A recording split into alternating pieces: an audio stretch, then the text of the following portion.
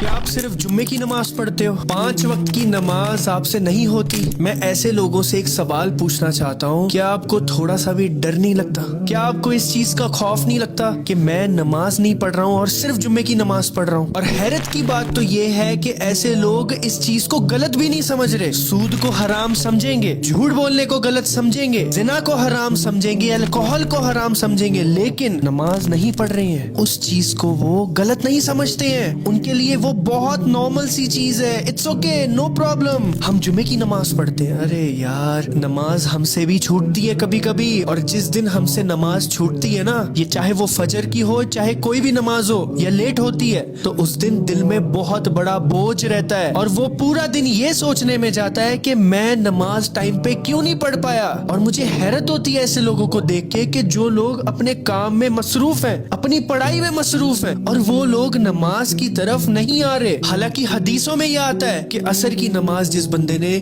छोड़ दी उसका सब कुछ बर्बाद हो गया। अल्लाह अकबर। और फजर की 2 सुन्नतों के बारे में यह आता है कि जो इंसान फजर की 2 सुन्नत पढ़ता है वो इंसान इस दुनिया में सबसे अमीर आदमी है, फिर भी नमाज नहीं पढ़ते। अल्लाह अकबर। हमारे नबी करीम सल्लल्लाहु अलैहि वसल्लम ने क्या फरमाया? मुसलमान और काफिर में, मुनाफिक में फर्क करने वाली चीज ही नमाज है। एक जो नॉन मुस्लिम है वो नमाज नहीं पढ़ता और आप नमाज पढ़ते हो। क्यों? क्योंकि आप मुसलमान हो।